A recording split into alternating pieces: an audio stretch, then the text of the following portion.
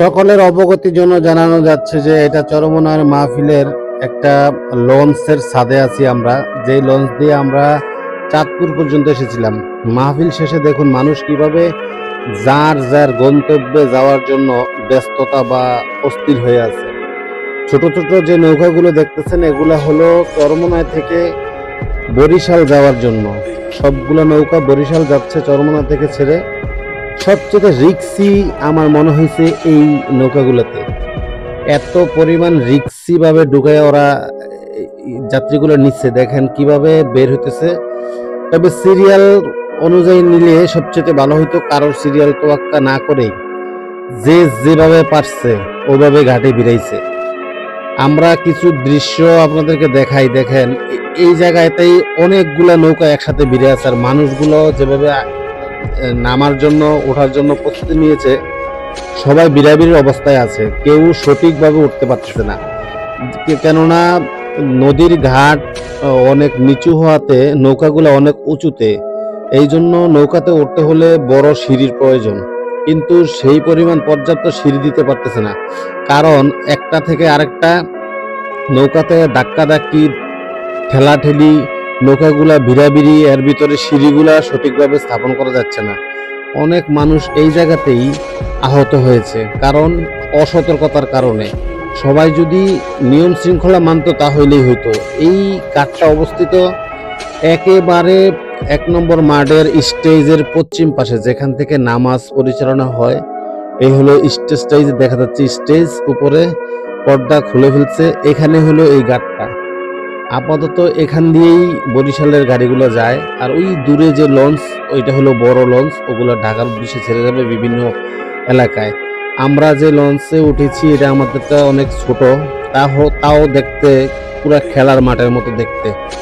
তাই আমরা ভিডিও করতেছিলাম খুব ইচ্ছাকৃতভাবে যে 1 নম্বর মাঠটা নেওয়া যায় কিনা। আসলে এই জায়গাতে দাঁড়াই 1 নম্বর মাঠ পুরাটা নেওয়া যাচ্ছে না।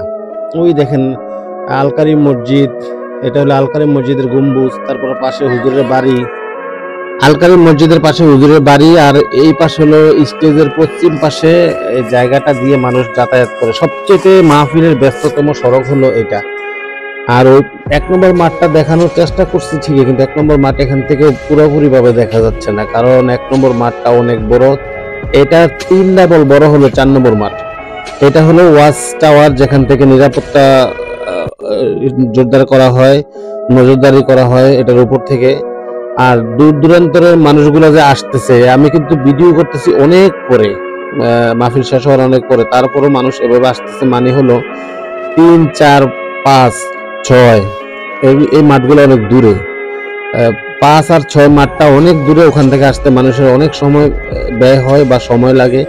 এই জন্য লঞ্চগুলা মোনাজাত শেষ হওয়ারও 1 থেকে 1.5 ঘন্টা পর্যন্ত অপেক্ষা করা লাগে, কারণ মানুষগুলো ওখান থেকে আসতে এত সময় লাগে। অনেকের প্রশ্ন যে চরমনার মাঠ কত বড়, আজকে আপনার জন্য বলি 15 বর্গ কিলোমিটার চরমনার মাঠটা। তো তাহলে বুঝতে পারছেন যে লাস্টে যারা আছে তারা এই নৌকায় ওঠার, লঞ্চে ওঠার জন্য আসতে কত সময় ব্যয় হয়। এই জন্য 1 থেকে 1.5 ঘন্টা সময় অপেক্ষা করে। দেখেন এই যে একটা নৌকা, তার পাশের যাত্রীগুলোকে কিভাবে পানি দিয়ে ভিজিয়ে দিল। এগুলো হলো অসতর্কতার কারণে।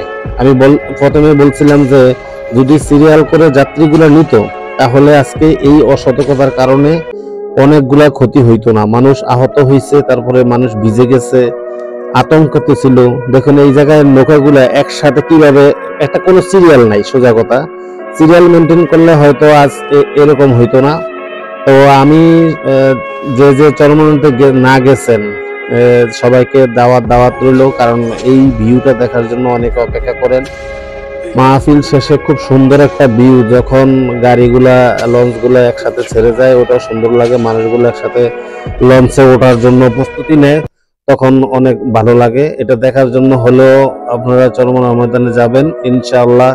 চরমনা ময়দানে গেলে, চরমনার ময়দান এমন একটা ময়দান, আসলে যে যেভাবে নিয়ত করে যায় তার আশা আল্লাহ তাআলা ওভাবেই পূরণ করে। কারণ হলো আল্লাহ তাআলাকে যে যেভাবে পাইতে চায়, আল্লাহ তার সাথে সেভাবে ধরা দেয়। এমন না যে চরমনার হাতে হেদায়েতের ফল আছে, এটা আমি বলবো না, কেননা আল্লাহ তাআলা হেদায়েত শুধু আল্লাহ তাআলার হাতেই রাখছেন। এইখানের বিরাবিটা দেখুন, বাঁশ দিয়ে বেড়া দেওয়া, তারপরে মানুষ কিভাবে বাঁশ ভেঙে নৌকা ওঠার জন্য যাচ্ছে। আল্লাহ তাআলা আমাদের সকলকে হেদায়েত দান করুক, আমিন।